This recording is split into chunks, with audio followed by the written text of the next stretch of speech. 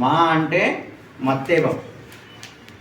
తెలంగాణమున గడ్డిపోచయున్ సంధించెను కృపానము. తెలంగాణమున గడ్డిపోచయున్ సంధించెను కృపానము. రాజలనాముండను వాని పీఠమడతన్ సాగించే యుద్ధము. రాజలనాముండను వాని పీఠమడతన్ సాగించే యుద్ధము. భీతిలిపోయెన్ జగమెల్ల ఏమియగును తెలియంగా రాకన్. భీతిలిపోయెన్ జగమెల్ల ఏమియగును తెలియంగా రాకన్. దిశాంచలముల్ చక్రధనుం పరంపరలతో సయ్యాటలాడెన్ దివిన్. దిశాంచలముల్ చక్రధనుం పరంపరలతో సయ్యాటలాడెన్ దివిన్. తెలంగాణమున అంటే ఈ యొక్క తెలంగాణలో గడ్డిపోచ అంటే గడ్డిపోచ అంటే అన్నిటికన్నా చాలా తేలికైంది ఏంటిది? గడ్డి పరక. దేని చెప్పాలని మనం చెప్తాం, గడ్డి పరకని ఎగ్జాంపుల్గా చెప్తాం.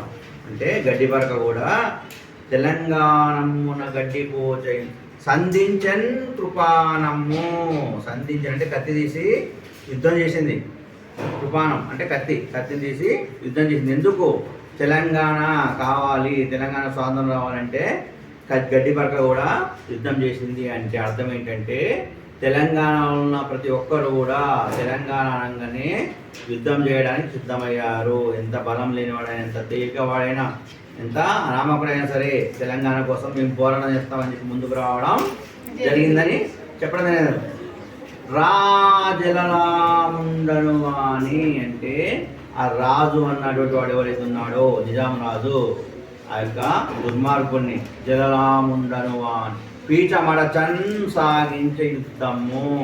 వాడి పీఠమడచని వాడితో యుద్ధం చేసి వాడిని ఓడించడానికి యుద్ధం చేశారన్నట్టు ఎవరు? తెలంగాణ బిడ్డలు. భీతిలిపోయెన్ జగమెల్లా ఆ యుద్ధాన్ని చూసిన యొక్క ప్రపంచం మొత్తం కూడా ఏమైందంటే భీతిలిపోయాను, భయపడిపోయింది. జగమెల్లా అంటే ప్రపంచం, భీతిలిపోయాను అంటే భయపడిపోయింది. ఏమి అగునో తెలియంగా రాకన్. తర్వాత ఏమవుతుందో ఏమవుతుందో అని చెప్పి మొత్తం భయపడిపోయారు. దిశాంచలములు అంటే 4 దిక్కులు కూడా భయపడ్డాయంట. దిశాంచలములు చక్రధనుం పరంపరలతో అంటే ఆకాశంలో చక్రధనుం పరంపరలతో సయ్యాటలాడెన్ దివిన్. కత్తులు ఏవైతే ఉన్నాయో ఆ కత్తులు అనేటివి నాట్యం చేశాయి. కత్తులు నాట్యం చేశాయి ఏంటిది? ఆకాశంలో యుద్ధం చేస్తున్నప్పుడు ఆ కత్తులు పైకి వేపి యుద్ధం చేస్తారు కదా, అవి నాట్యం చేయడం అంటే చాలా స్పీడ్గా వేగంగా తిరిగాయి, అంటే తాళ్ళు తెగిపడ్డాయని అర్థం అన్నట్టు.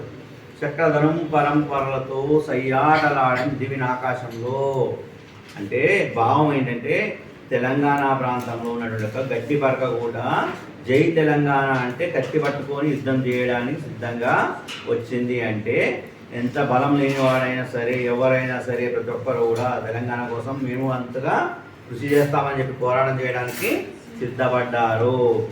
ఆ నిజామరాజు అనేవాడు ఎవరైతే ఉన్నాడో వాడి పీఠమడిచి వాడి నుండి మన తెలంగాణను సాధించడం కొరకు ప్రతి ఒక్కరు కూడా పోరాటం చేశారు.